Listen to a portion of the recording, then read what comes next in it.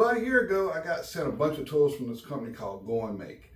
One thing I found about the tools that I really liked was almost every one of them had something a little extra besides just the basic tool.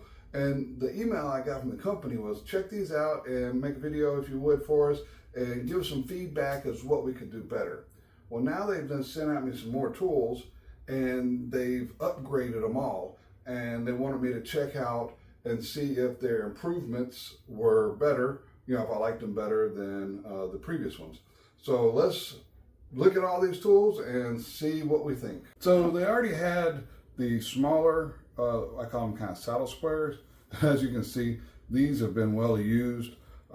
They definitely come out really well for laying out jobs. However, they came out with a new, larger one for those times when you do need to get a measurement further out. And what's cool about these is that these little holes right here, these are on 1/16.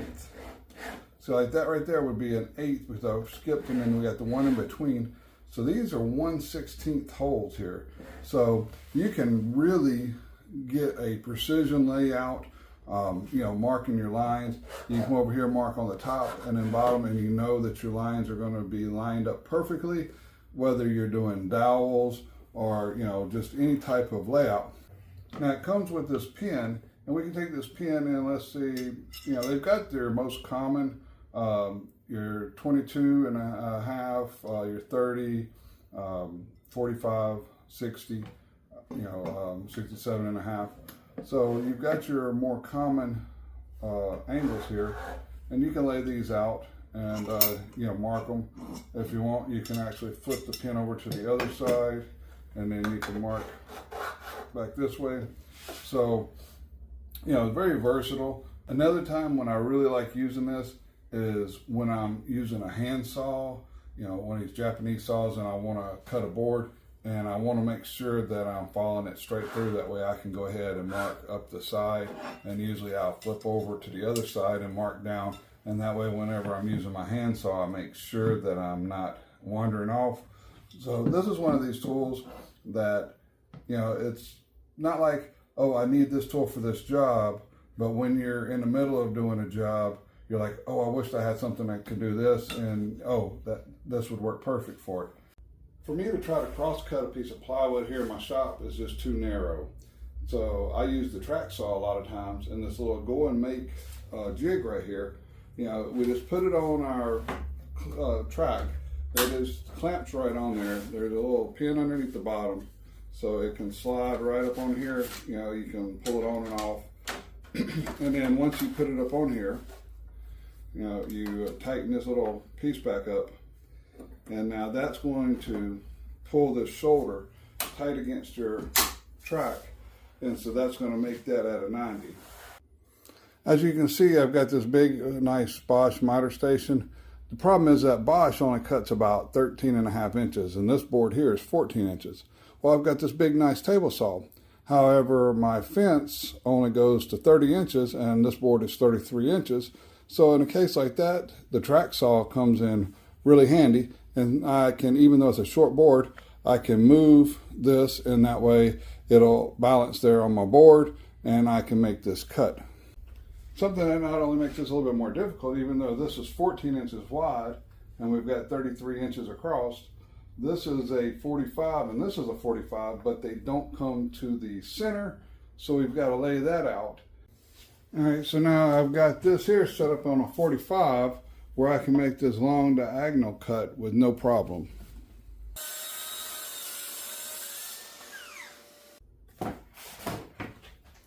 So now I need to do the other side. So what we're gonna need to do is unhook this.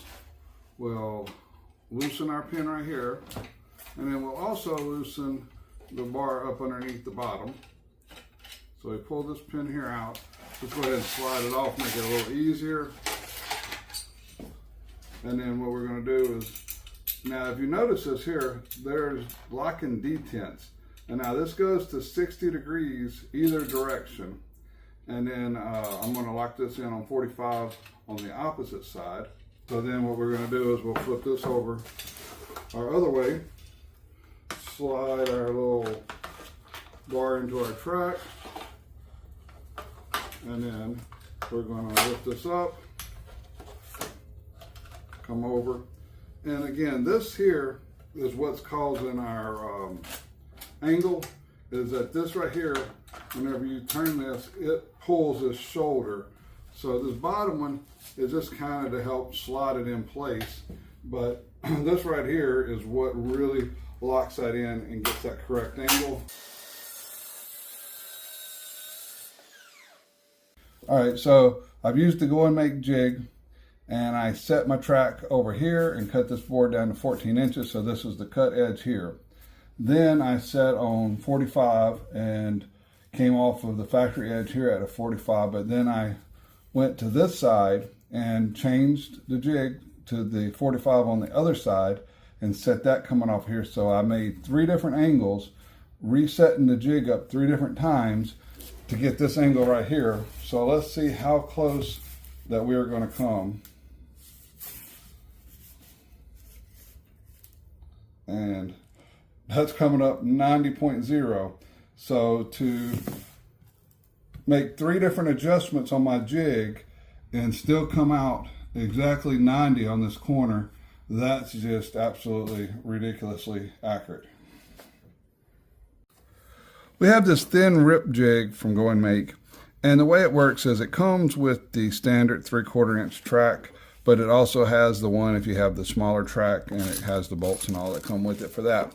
And then what we're going to do is we're going to put this in here. We're going to find one of our carbides on our teeth, loosen that up, and then we're going to slide this forward. Now once I get it to the right position, I'm going to go ahead and tighten this down in my track, and that way there's no movement here. And then I'm going to move this in, come down just a hair, so that when my carbide comes up there, you know, I'm barely touching that bearing. I don't want to move the blade, but I want to touch that bearing.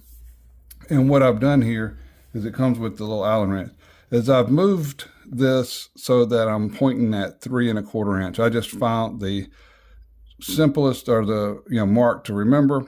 So I marked this at the indicator at 3 1/4 inches.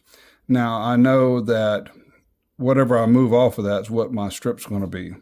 So let's see, if I want it to make a, we'll get froggy here in the beginning. We'll just make a 1/16 inch, because that's what we're going to do. So I'm going to abandon here, but we're going to make a 1/16 inch strip. So now we have to move this behind our blade because we do not want this pushing on the wood while it's going through the cut. So we're going to move this back here. I'll get my fence, and let's see if we can cut a piece of banding real quick. I'm going to move our fence over until that wood bumps to that bearing. Now this is a one-way bearing. It can't go backwards. So if you wanted to move this on the other side, you can take the bearing out and flip it over. But that gives it just a little bit of extra, almost like a featherboard anti-kickback. There's nothing wrong if you're making a product to go ahead and try to make it, as safe as possible and add in those little extra things. And I know for a fact those one-way bearings are expensive, but that is just a sign of a good quality tool. So let's go ahead and cut this real quick and see what happens.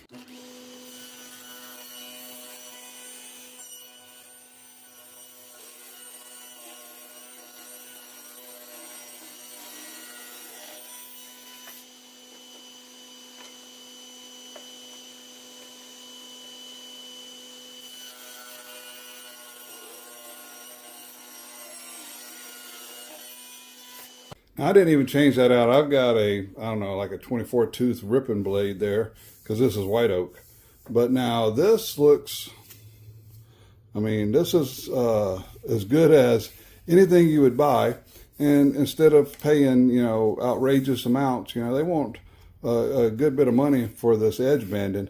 And I can take this here, put a little wood glue on it and some blue tape and tape that to the edge of that veneer plywood and make it look like a solid board.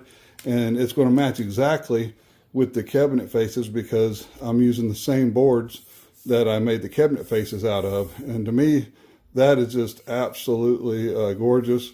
And it's perfect all the way down. So I don't know what more you could say about that. They make a lot of different concealment hinge jigs, and I have probably 4 or 5 different ones. This one here is definitely well engineered, and it's got some features that I really, really like. I haven't seen on a lot of other ones. One is you've got these springs, and man, that just, it so smooth. There's no slack whatsoever in there. You've got your pins that you can set, you know, for your setback. Well, these are Euro hinges, which are in metric, but some of them now that you get actually have it in standards, and it says like 5/32, which it has a cross reference etched right onto the tool. Well, here they've got these little flip down, and then you just flip this down, and then you slide that right up to the edge right there. Now, the only thing I wish they would have put like a knurled pin like this for that, so that I could, you know, push that up, and then you do the same on the other side. However, I find that I've got these Allen screws here. They do have a little bit of a grip on them, and I'm able to tighten them up and plenty tight to get the job done. All right, so we got this clamp right here that we can slide our jig up there. The pins are going to stop it there. That's going to stop right here. And then that's going to clamp it in place so we can drill our hole.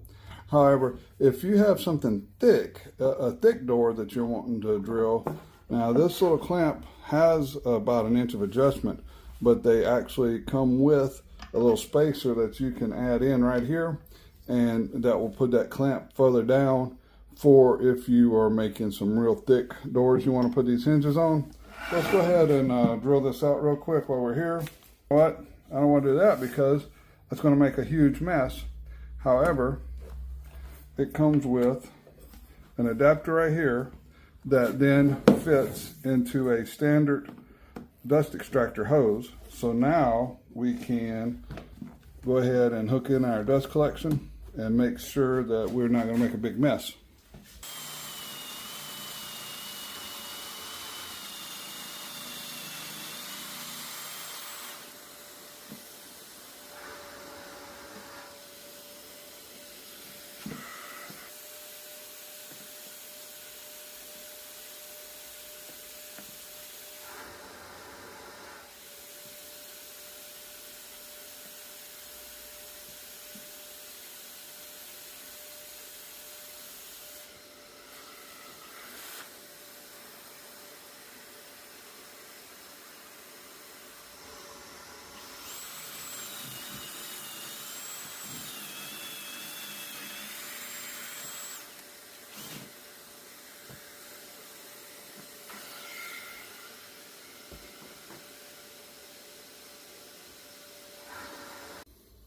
Now that we have the recesses for our hinges, we need to pre-drill our holes here so that we can line these up.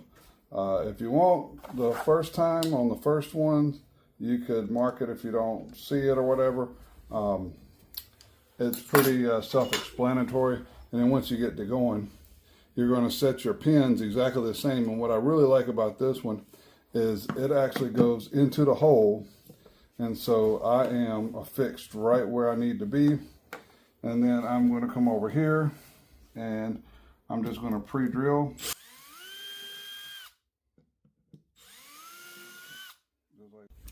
So now that we have our holes pre-drilled, we just go ahead and put our screws in.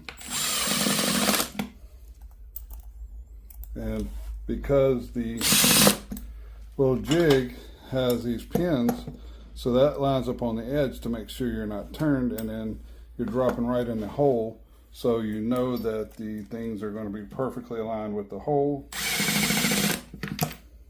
And so now we know that our hinges are perfectly square. Don't even have to worry about putting a square on them while we're screwing them in, because that's going to get them squared up. We got this GoingMake cabinet door jig, and this helps us line up our cabinet doors. Now, this thing has these pins on it. These pins are set for a flush, you know, they're right flush to the top here. So if you're doing a full overlay hinge, you just slide that up. You don't even have to adjust or measure anything, and that'll stop. I'm doing 1/2 inch overlay, and I have a face frame. So what I'm going to do is I'm going to adjust this here, and we have metric and standard sizes. Make sure our little pin is properly in here. And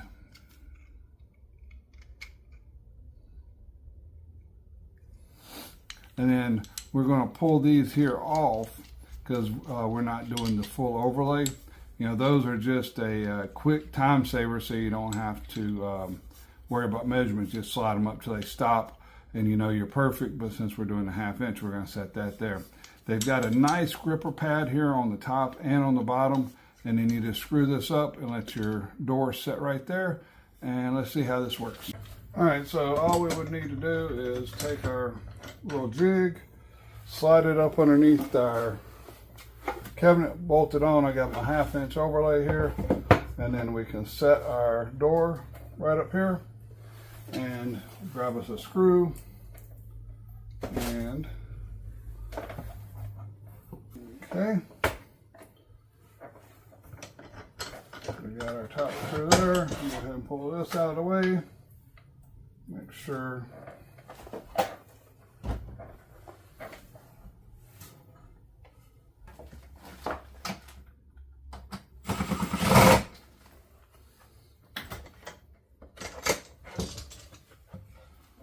and perfect 1/2 inch overlay, top and bottom.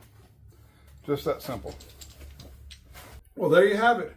If you're building cabinets or going to be hanging some cabinet doors, definitely these are a couple of tools that you will appreciate having. So I'm going to put some links down in the description. And until next time, I hope everybody has a wonderful day.